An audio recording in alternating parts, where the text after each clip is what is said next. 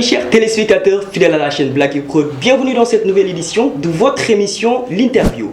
L'Interview, une nouvelle émission créée par l'entreprise Blacky Prod qui va parler de l'actualité, plus précisément de l'emploi, de l'éducation et bien évidemment de l'entrepreneuriat. Aujourd'hui, nous allons parler des difficultés que rencontrent les pharmaciens du Sénégal, notamment le problème de chômage des jeunes pharmaciens. Aujourd'hui, mesdames et messieurs, nous avons le plaisir et l'honneur de recevoir sur ce plateau M. Abdoukader John, qui est pharmacien et président du collectif Codifam. Codifam qui signifie collectif pour la défense des intérêts de profession pharmaceutique. Amis très chers, restez scotchés car aujourd'hui, il va nous apporter beaucoup plus d'éclaircissement par rapport aux problèmes que rencontrent les jeunes pharmaciens. C'est parti les amis.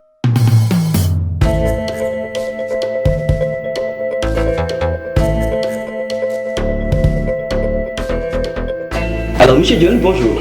Bonjour. Bienvenue sur ce plateau. Merci. Alors, je rappelle que vous êtes le président du Codifam. Est-ce que vous pouvez nous parler du Codifam? Bismillahirrahmanirrahim. Allahumma salli ala sayyidina Muhammadin wa sallim barik.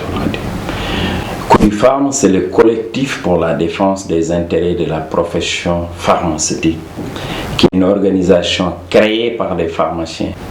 Tous les membres sont des pharmaciens sénégalais, mais qui ont une particularité, ils sont tous chômeurs. Et je n'ose pas vous dire le nombre. Je pense qu'au cours de l'entretien, nous allons parler beaucoup de cela. Effectivement, parce que nous allons tout simplement vous poser cette question.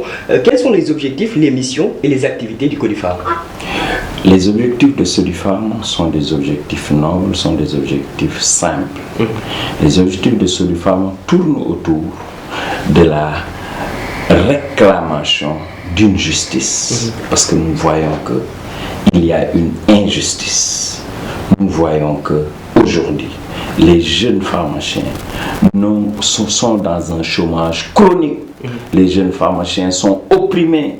Les jeunes pharmaciens sont victimes d'injustice de la part de l'autorité. Parce que les conditions telles que créées, la réglementation telle qu'appliquée n'est pas conforme à la loi. Et nous sommes dans une dynamique de réclamation, nous sommes dans une dynamique de réflexion, nous sommes dans une dynamique de collaboration, de coopération, pour qu'à la fin, la justice soit rétablie, pour qu'enfin, les pharmaciens puissent retrouver toute leur dignité. Et la dignité de l'homme, c'est le travail, la dignité de l'homme, c'est l'emploi, la dignité de l'homme, c'est les revenus. Effectivement, bien entendu. Et qu'en est-il des activités de Codifam? Quelles sont les activités que vous avez mises en place? Codifam a commencé à exister depuis un an. D'accord. Et comme Codifam a existé dans un contexte sanitaire qui ne nous permettait pas de faire des rassemblements, qui ne nous permettait pas de faire toutes les activités que nous voulions faire, parce que nous sommes là depuis mars 2020. Mais la condition sanitaire, la crise sanitaire, notre statut de professionnel de santé ne nous permettait pas de créer des rassemblements, parce que nous devons être parmi ceux qui sensibilisent pour le respect des mesures barrières. Donc nos activités ont tourné autour de rencontres, quand même avec un nombre de personnes réduit, mais qui sont des rencontres de réflexion, qui sont dans des rencontres pour l'amélioration des conditions des pharmaciens. Mais aujourd'hui que ces barrières entre guillemets ont été levées, que les gens peuvent se rassembler, que des marches peuvent être organisées, nous sommes dans une dynamique, parce que nous sommes dans une dynamique de revendication. D'accord.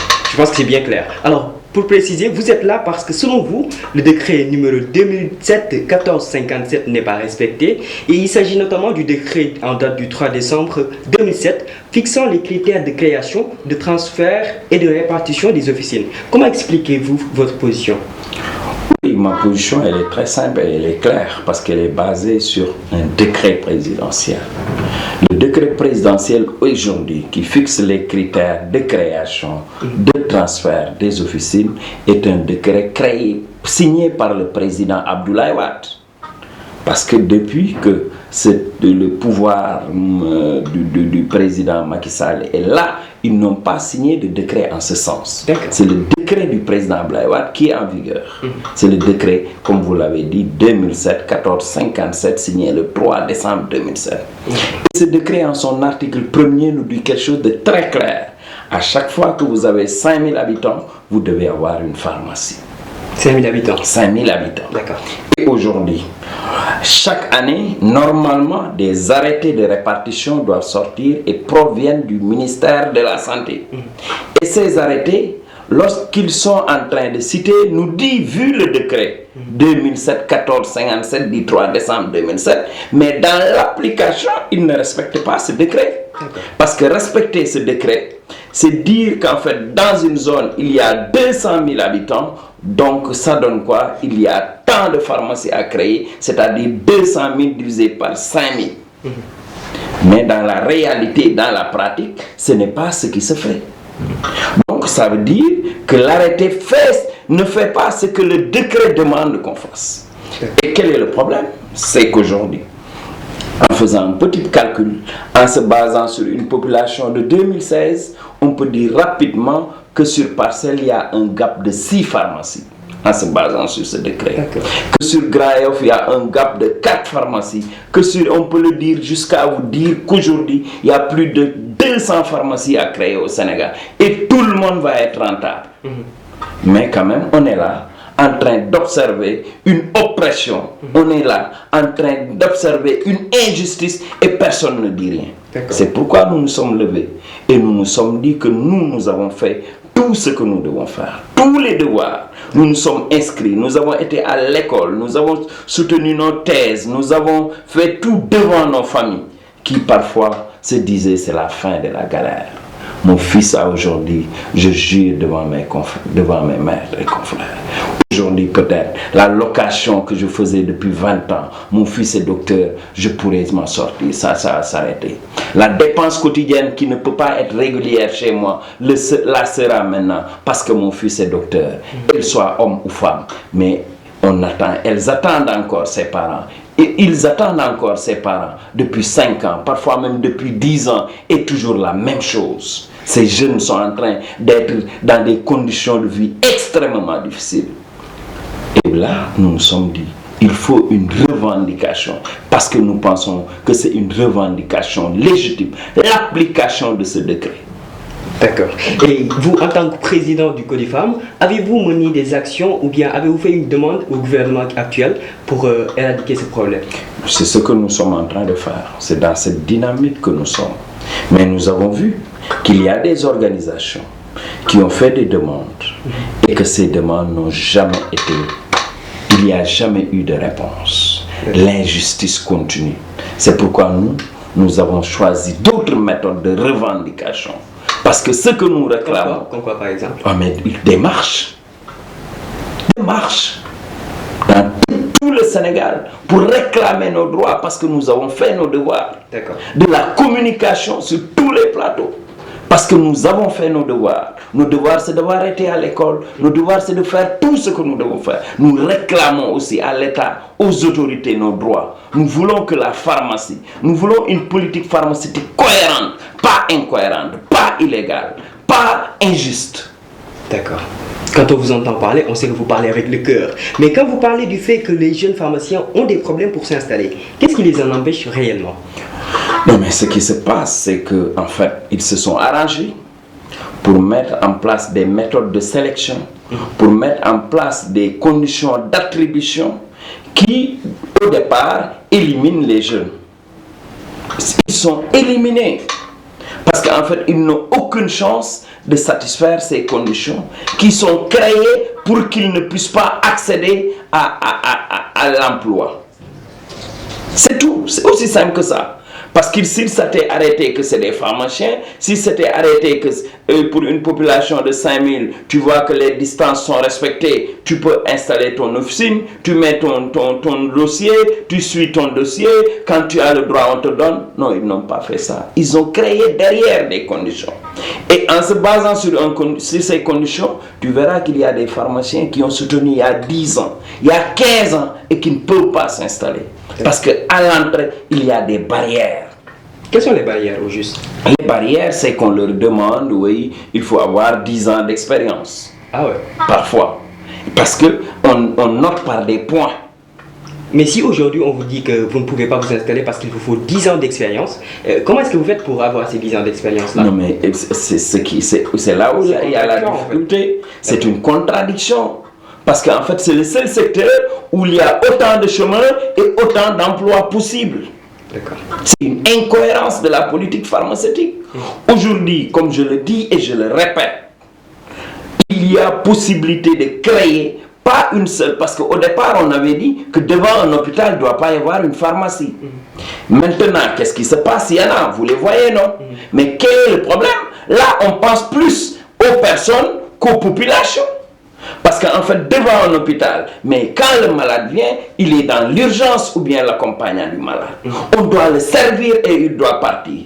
Mais en général, c'est devant les pharmacies, devant les hôpitaux où on fait plus de temps.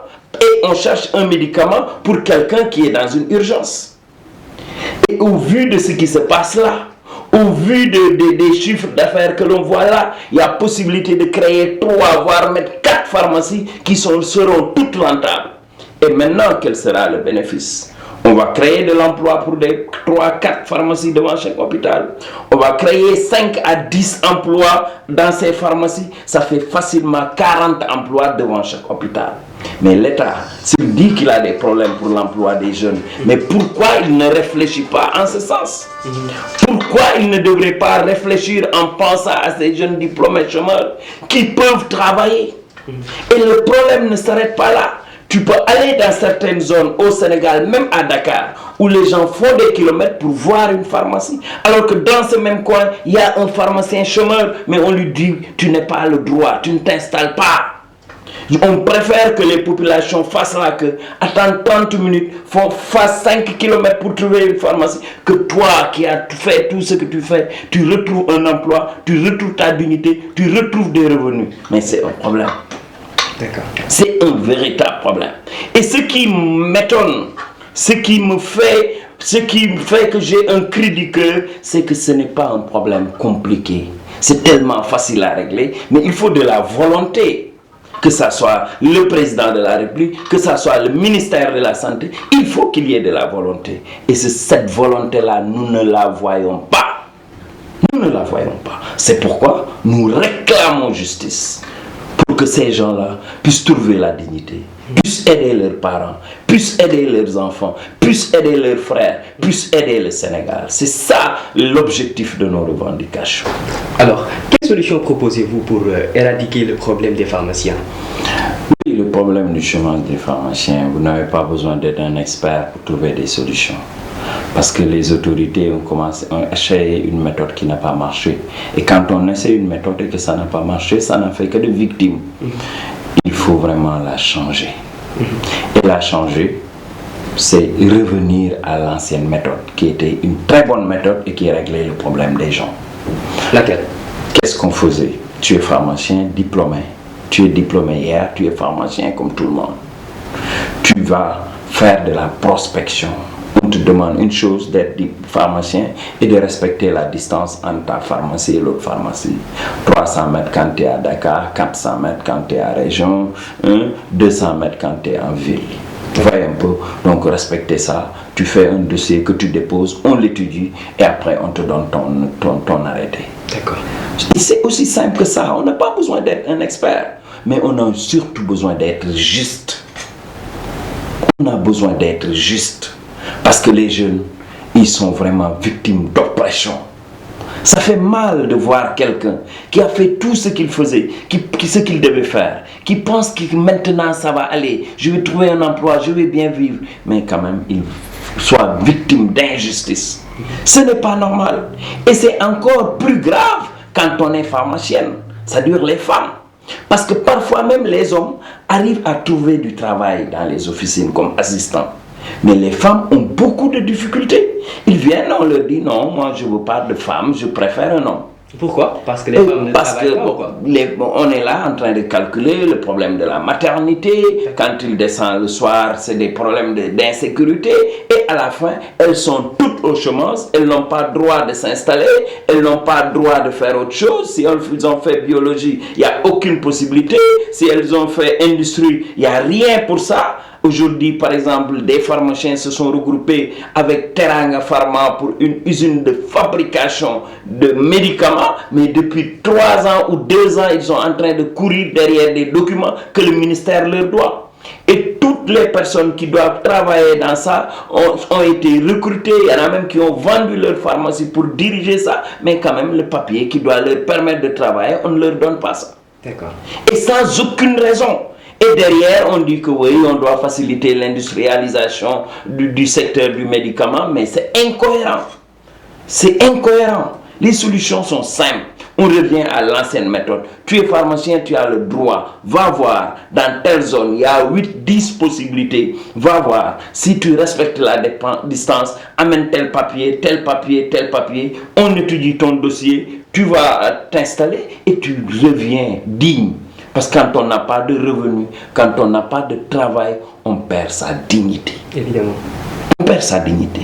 Et c'est vraiment très dommage. Mais la solution, comme je le répète, n'est pas compliquée. Elle est très simple. Très simple, selon vous. Alors, merci beaucoup d'avoir été sur ce plateau, M. John. Ça fait énormément plaisir de vous accueillir ici. Et nous avons partagé pas mal de choses. J'espère qu'après cette émission, vous allez avoir droit à ce que vous voulez. Merci beaucoup. Merci beaucoup. Merci à Black Production pour m'avoir donné l'opportunité de faire un cri du cœur. Parce que ça, vraiment, c'est quelque chose qui me tient à cœur. Mais le message que j'envoie, je l'envoie à ces pharmaciens-là. Je l'envoie à ces jeunes pharmaciens. Je l'envoie à ces jeunes pharmaciennes. Soyez debout pour réclamer la justice. Merci beaucoup. Merci beaucoup à vous. Merci beaucoup à M. John. Amis chers téléspectateurs, c'est la fin de cette édition. Nous étions avec M. Abdoukader John, qui est président du Codifarm. Nous vous remercions à toutes et à tous de nous avoir suivis et nous vous donnons rendez-vous très bientôt pour une nouvelle édition de votre émission L'Interview. À très bientôt.